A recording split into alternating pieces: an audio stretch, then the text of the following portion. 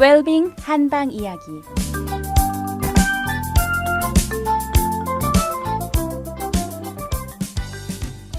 안녕하세요. 달빛 한의원 원장 김동영입니다. 어제는요 부에 관해서 말씀을 시작하면서요 우리 몸의 입에서부터 항문까지가 우리 몸 안이 아니고 우리 몸 바뀌며 이 터널을 통해서 흡수된 모든 물질들은 반드시 간을 거쳐서 검사를 받고 우리 몸 안으로 들어갈 수 있도록 그렇게 우리 몸이 되어 있다고 말씀을 드렸습니다. 그럼 우리가요 술을 먹으면 어떻게 이 간을 통과해서 전신을 돌아서 취기를 느낄 수 있게 되는지 살펴보도록 하겠습니다. 물론 이 술도요 이 터널을 통해서 소화기관이라고 하는 이 터널을 통해서 흡수하게 되죠. 그래서 우리가 술을 마시면 위, 대장, 항문 등을 거쳐서 흡수되면서 배출이 되는데 나머지 문제들은요. 그러면 이렇게 해서 흡수된 술의 알코올 기운은요 반드시 간으로 들어가게 됐습니다. 그러면 간에서 보면 분명히 이게 우리 몸의 이로운 물질이 아닙니다. 따라서 간에서 이를 분해를 합니다. 그럼 어떻게 우리가 알코올 즉 술을 마시면 그 술이 취할 수 있을까요? 그 이유는 아주 간단한 겁니다. 간이요 일정한 시간에 처리할 수 있는 알코올을 분해할 수 있는 능력이 있습니다. 예를 들면요 1분에 10ml의 알코올을 우리가 분해할 수 있다고 하면요 우리가 술을 마시면서요 이 1분당 10ml 이상을 마시면 어떻게 되겠습니까? 간이 분해할 수 있는 능력을 초과한 겁니다. 그렇게 되면 어떻게 됐어요? 자 보시죠. 간으로 정맥피가 계속 밀려 들어옵니다. 따라서 알코올 기운이 계속 밀려 들어오고 있는데요. 여기서 우리가 분해할 수 있는 능력을 초과하게 된 것들은 어떻게 됩니까? 간은 분해할 수 있는 만큼 분해하고 계속 밀려 들어오기 때문에 어떻게 됩니까? 간에서 그걸 계속 보관하고 저장하고 기다릴 수가 없고 계속 피를 내보내야만 합니다. 그래서 우리 몸이 돌아가야죠. 따라서 일부에서 한쪽으로 계속 들어오고 한쪽으로 내보내게 되는데요. 계속 피가 밀려 들어오면서 알코올을 담고 들어오기 때문에 어떻게 합니까? 간에서는 그걸 뻔히 알면서도 다 처리를 못하고 계속해서 그 외부로 내보내는 피를 통해서 우리 몸 안으로 알코올이 타고 들어오는 겁니다. 따라서 이 우리가 술을 마실 때요 간의 단위당 분해 능력보다 아주 천천히 술을 마시게 되면 술을 잘 안 채는 것을 청취자 여러분들 느낄 수 있을 겁니다. 그럼 우리가 먹는 항생제는 어떻게 해서 그 해당 부위에 가서 약효를 발휘하고 작용을 할까요? 이 항생제도 마찬가지입니다. 이 항생제는요 굉장히 심한 화공물질로 독성을 지닌 화공물질입니다.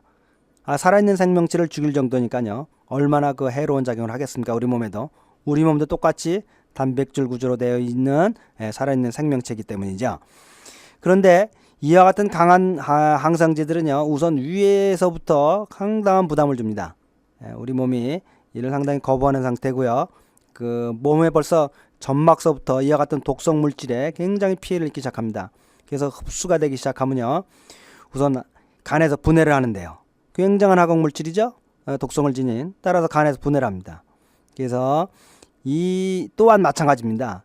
이 간의 단위당 분해 능력을 넘는 양을 항생제를 먹어야만 그것이 간의 분해 능력을 초과해서 우리 몸을 밀고 들어와 가지고 전신을 돌아 해당 부위에서 약효를 발휘할 수 있게 되는 겁니다. 따라서 우리가 일반적으로 항생제를 복용할 때 보면 조그만 캡슐에 들어있죠. 그런 거를 두세 개만 먹어도 우리 몸이 휘청휘청거리는 걸 느낍니다. 그러면 이 항생제라는 게 얼마나 독성이 강한 건지를 이해하시겠죠. 따라서 이 항생제가 그 두세 개를만 들어와도 우리 몸이 분해를 제대로 못하는 겁니다. 그러니까 얼마나 분해하기 힘든 독성 물질인지를 이해할 수 있을 겁니다. 따라서 이 항생제가요 항상 일정한 농도를 유지 않으면 양리작용을 발휘하지 못하는 겁니다. 또 조금씩 간이 다 분해할 수 있는 능력만큼 조금씩 먹게 되면 어떻게 됩니까? 결국은 약효를 전혀 발휘하지 못하는 겁니다. 그래서 한 번에 일정한 약을 먹어야 되고 또한 어떻게 됩니까?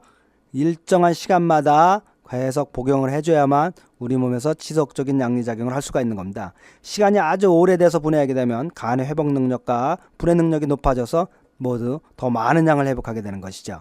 그렇기 때문에 꼭 항생제를 복용하실 때는요 이 의사의 처방을 지켜주시기를 바랍니다. 또한 여기 와서 보니까요 일반적으로 의학 서비스를 이용하실 수 없는 분들이나 또는 언어가 잘 안 되신 분들이나 하여튼 여러 가지 이유 등으로요. 일반적인 항생제를 스스로 판단해서 복용하거나 남용하는 경우들이 있는데요. 일시적인 경우는 괜찮겠지만요. 이렇게 장기적인 시간을 두고 항생제를 복용해야 된다고 할 경우에는요. 꼭 의사의 처방과 안내를 받기를 바랍니다. 그런데요. 우리가 이렇게 주위에서 보다 보면요. 술을 전혀 못 하시는 분들이 있습니다. 또한 보면요. 서양 사람들보다 동양 사람들이 술을 잘 마십니다. 그 이유는 무엇이냐 하면요. 이 술을 전혀 못 마시는 분들은요. 간에서 알코올을 분해하는 효소를 생성해내지 못하는 분들이 있습니다. 이건 유전적으로 태어날 때부터 못하는 겁니다. 그 효소를 간에서 만들어내지 못하는 겁니다. 이런 타고날 때부터 유전적으로 알코올을 분해하지 못하는 체질을 타고나시는 분들이 그 비율이 서양 사람들이 동양 사람들의 한 배가 됩니다. 그렇기 때문에 일반적으로 서양 사람들 중에는 술을 못 하시는 분들이 많이 생기게 되는 것이죠. 서양 사람들이 뭐 동양 사람보다 알코올을 싫어하고 문화가 뭐 고귀하고 이런 것하고 전혀 관계가 없습니다. 지금 뭐 영국이나 미국 대학가에서는요. 대학생들의 그 폭주와 상습적인 음주로요. 아주 큰 문제거리가 되고 있는 상황입니다. 그러니까요. 문화적인 편견을 가지실 필요는 전혀 없습니다. 자, 그럼 오늘도 하루 모두들 즐겁고 건강한 하루 되시기 바랍니다. 달빛 안녕 원장 김동영이었습니다.